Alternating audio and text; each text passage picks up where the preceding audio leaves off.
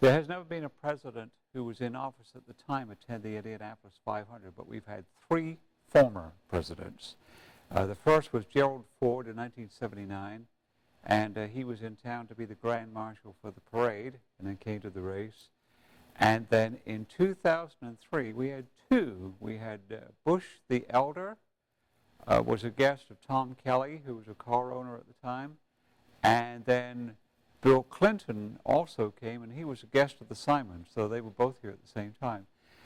Clinton had previously been to the track when he was the governor of Arkansas quite a number of years before, and the other presidents-to-be who have attended or have been to the track was Ronald Reagan, and there's a bit of confusion over this because Ronald Reagan came to the track, but it wasn't even May.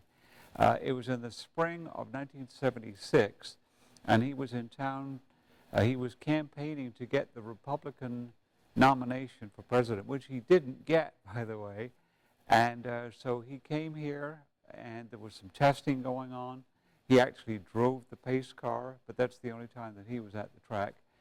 And then many, many years ago, I heard a suggestion that Harry Truman may have been here as a young man when he was just starting out in politics. But that's it for the presidents.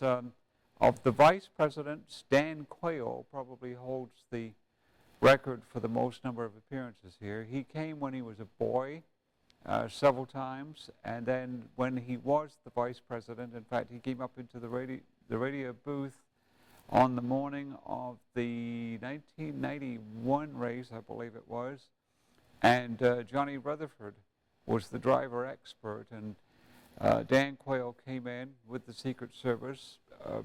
Rutherford had his back, didn't see him come in, and Dan Quayle went up and then just dug him with the 2 fingers right in the back, and Rutherford turned around, and my goodness, there was the vice president. And so Dan Quayle said, he said, the first race I went to was 1963, which was your rookie year, so we were both rookies the same year, so that was pretty neat.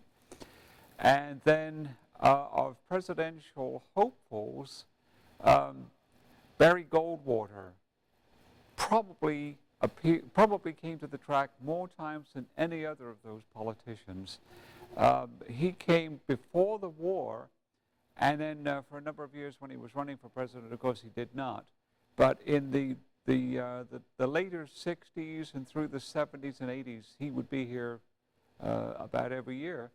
The other one is Thomas Marshall, who was the governor of Indiana and was going to become the vice president of the United States, was here to officiate at many of the early events, including, in fact, he was supposed to start the balloon race and got caught in traffic, and by the time he got here, the balloons had already taken off.